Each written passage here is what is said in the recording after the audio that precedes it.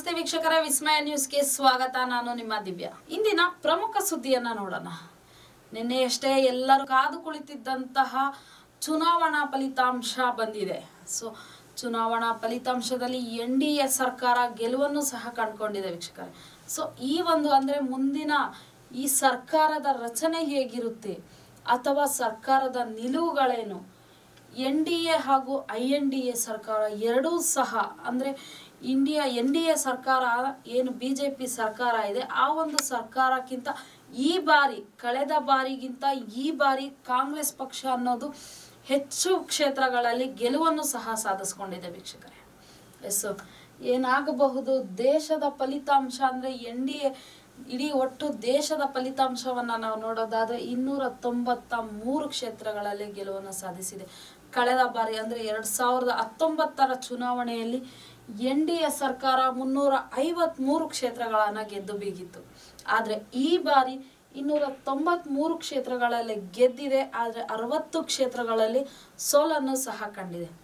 ಕಳೆದ ಬಾರಿಗಿಂತ ಈ ಬಾರಿ 60 ಕ್ಷೇತ್ರಗಳನ್ನು ಸಹ ಕಳೆದುಕೊಂಡಿದೆ.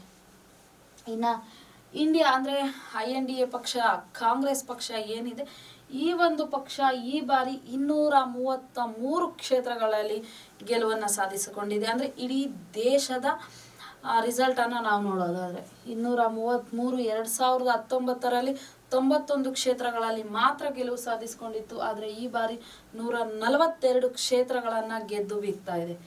ಇನ್ನ ಇತರೆ ಕ್ಷೇತ್ರ ಅಂತ ನೋಡೋದಾದ್ರೆ 17 ಕ್ಷೇತ್ರಗಳಲ್ಲಿ ಗೆಲುವು ಸಾಧಿಸಿದೆ. ಕಳೆದ ಬಾರಿ 2019ರಲ್ಲಿ 99 ಕ್ಷೇತ್ರಗಳಲ್ಲಿ ಗೆಲುವನ್ನು ಕಂಡಿತ್ತು. ಈ ಬಾರಿ 8 ಕ್ಷೇತ್ರಗಳಲ್ಲಿ ಇಳಿಕೆ ಸಹ ಆಗಿದೆ. ಇನ್ನ BJP ಅಂದ್ರೆ ನಮ್ಮ ಕರ್ನಾಟಕದ ಮಾತ್ರ ನಾವು ಫಲಿತಾಂಶ ಅಂತ ನೋಡೋದಾದ್ರೆ 2019ರಲ್ಲಿ 25 ಕ್ಷೇತ್ರಗಳನ್ನ ಗೆದ್ದಿತ್ತು BJP ಪಕ್ಷ. ಆದ್ರೆ ಈ ಬಾರಿ ಕೇವಲ 17 ಕ್ಷೇತ್ರಗಳಲ್ಲಿ ಮಾತ್ರ ಗೆದ್ದಿದೆ. ಕಳೆದ ಬಾರಿಗಿಂತ ಈ ಬಾರಿ 8 ಕ್ಷೇತ್ರಗಳ ಇಳಿಕೆಯನ್ನು ಸಹ ಕಂಡಿದೆ. ಇನ್ನ ಕಾಂಗ್ರೆಸ್ ಪಕ್ಷ ಅಂತ ನೋಡೋದಾದ್ರೆ ಈ ಬಾರಿ ಅಂದ್ರೆ 2024ರ ಚುನಾವಣಾ ಫಲಿತಾಂಶ 9 ಕ್ಷೇತ್ರಗಳಲ್ಲಿ ಗೆಲುವು ಕಂಡಿದೆ. ಇನ್ನ 2019ರಲ್ಲಿ ಕೇವಲ ಒಂದು ಕ್ಷೇತ್ರಗಳಲ್ಲಿ ಗೆಲುವು ಕಂಡಿತ್ತು. 8 ಕ್ಷೇತ್ರಗಳ ಗಳಿಕೆ ಸಹ ಆಗಿದೆ. JDS ಪಕ್ಷ ಅಂತ ನೋಡೋದಾದ್ರೆ 2019ರಲ್ಲಿ 1 ಕ್ಷೇತ್ರದ ಗೆಲುವಾಗಿತ್ತು. ಈ ಬಾರಿ 2 ಕ್ಷೇತ್ರಗಳನ್ನು ಸಹ ಗೆದ್ದುಕೊಂಡಿದೆ. ಆದರೆ NDA ಸರ್ಕಾರ 400 ಅಥವಾ 300 ಸ್ವಲ್ಪದರಲ್ಲೇ ಪಾರಾಗಿದೆ ವೀಕ್ಷಕರೇ. 293 ಕ್ಷೇತ್ರಗಳಲ್ಲಿ ಗೆದ್ದು ಕೇವಲ ಸ್ವಲ್ಪ ಅಂತರದಲ್ಲೇ ಸಹ NDA ಸರ್ಕಾರ ಪಾರಾಗಿದೆ ಕಾಂಗ್ರೆಸ್ ಪಕ್ಷಕ್ಕಿಂತ. ಇನ್ನ NDA ಸರ್ಕಾರ ಈ ಒಂದು ಚುನಾವಣೆಯಲ್ಲಿ ಕಿಂಗ್ ಮೇಕರ್ ಅಂತಾನೆ ಹೇಳ್ಬೋದು ವೀಕ್ಷಕರೇ. ಆಂಧ್ರ CM ಚಂದ್ರಬಾಬು ನಾಯ್ಡು ಏನಿದ್ದಾರೆ ಅವರು ಹಾಗೂ ನಿತೀಶ್ ಕುಮಾರ್ ಅವರ ಎರಡೂ ಪಕ್ಷಗಳು ಸಹ NDA ಕೂಟದ್ದೇ. ಆದರೆ ಯಾರಿಗೆ ಈ ಬಾರಿ ಬೆಂಬಲ ಸೂಚಿಸ್ತಾರೆ ವೀಕ್ಷಕರ? ಮೋದಿ ಅವರು ಕೇಳಿರುವಂತಹ ಬೆಂಬಲಕ್ಕೆ, NDA ಪಕ್ಷ ಕೇಳಿರುವಂತಹ ಬೆಂಬಲಕ್ಕೆ ಚಂದ್ರಬಾಬು ನಾಯ್ಡು ಅವರು 48 ಗಂಟೆಗಳ ಸಮಯವನ್ನ ಕೇಳಿ ಮೋದಿಗೆ ಶಾಕ್ ನೀಡಿದ್ದಾರೆ ವೀಕ್ಷಕರೇ. NDA ಸರ್ಕಾರಕ್ಕೆ ಚಂದ್ರಬಾಬು ಅಂದ್ರೆ ಕಿಂಗ್ ಮೇಕರ್ಗಳಾದಂತಹ ನಿತೀಶ್ ಕುಮಾರ್ ಹಾಗೂ ಚಂದ್ರಬಾಬು ನಾಯ್ಡು 48 ಗಂಟೆಗಳ ಸಮಯವನ್ನ ಕೇಳುವುದರ ಮೂಲಕ NDA ಸರ್ಕಾರಕ್ಕೆ ಶಾಕ್ ನೀಡ್ತಿದ್ದಾರೆ.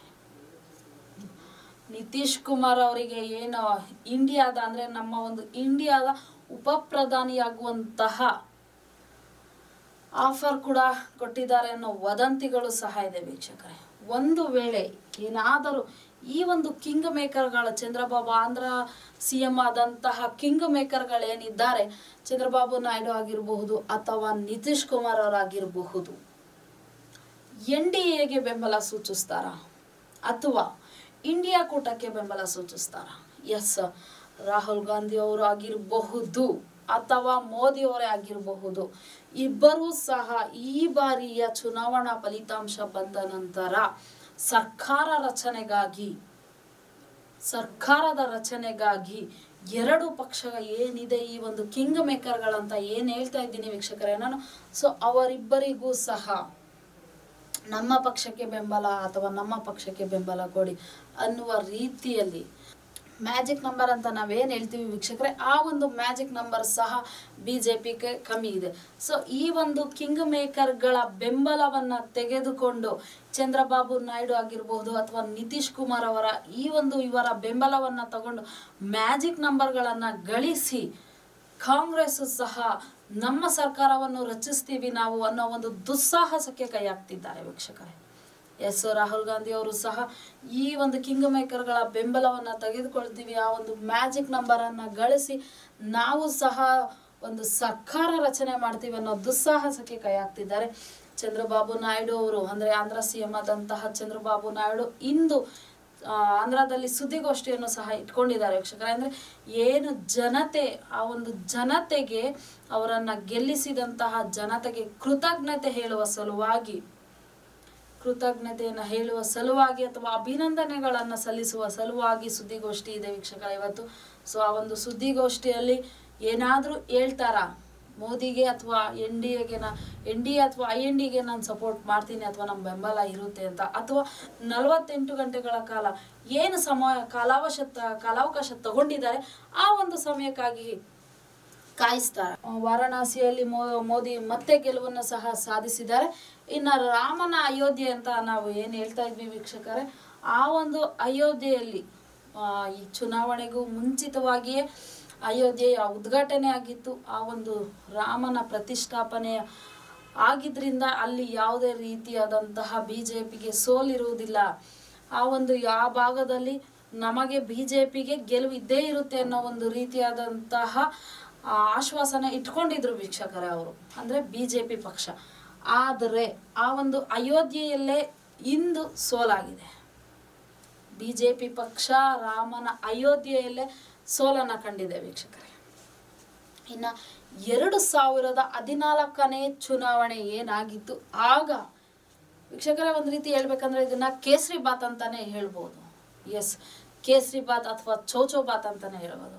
ಮಿಶ್ರ ಸರ್ಕಾರ ಅಂತ ಏನಾಗಿದೆ ವೀಕ್ಷಕರೇ ಈಗ JDS ಹಾಗೂ BJP, ಆ ಒಂದು ಕಳೆದ ಬಾರಿ ಮಿಶ್ರ ಸರ್ಕಾರ ಬೇಡ, ನಮ್ಮದೇ ಆದಂತಹ ಸರ್ಕಾರ, ನಮ್ಮದೇ ಆದಂತಹ ನಿಲುವು, ಈ ರೀತಿ ನಮ್ಮದೇ ಆದಂತಹ ಛಾಪನ್ನು ನಾವು ಮೂಡಿಸ್ಕೊಳ್ಬೇಕು, ಯಾವುದೇ ರೀತಿಯ ಮಿಶ್ರ ಸರ್ಕಾರ ಬೇಡ ಅನ್ನೋ ವದಂತಿಗಳು ಅಥವಾ ಮಾತುಗಳು 2014ರ ಚುನಾವಣೆಗಳಲ್ಲಿ ಇತ್ತು. ಆದರೆ ಈಗ ಅಂದರೆ 2024ರ ಚುನಾವಣೆಯಲ್ಲಿ ಒಂದು ರಾಜಕೀಯದ ಭವಿಷ್ಯ ಅಥವಾ ರಾಜಕೀಯದ ನಿಲುವಿಂದ ಎರಡು ಸರ್ಕಾರಗಳು BJP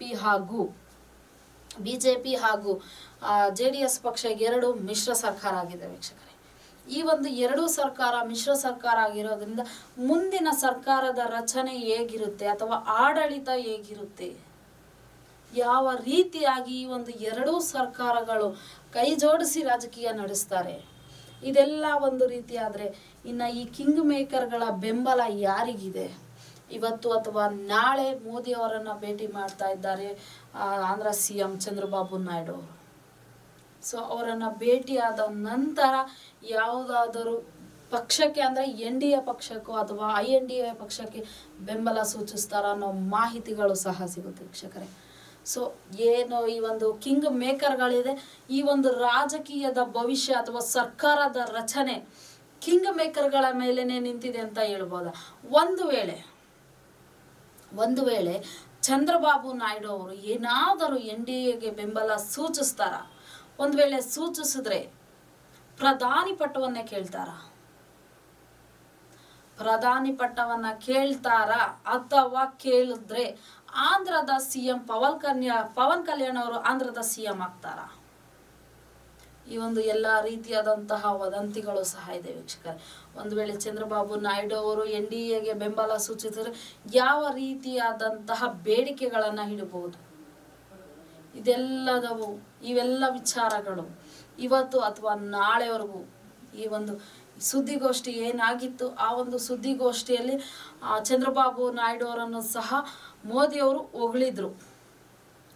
ಚಂದ್ರಬಾಬು ನಾಯ್ಡು ಅವರು ಹಾಗೆ ಹೀಗೆ ಏನೋ ಅಟ್ಟಕ್ಕೆ ಏರಿಸಿದ್ರು ಮೋದಿ ಅವರು.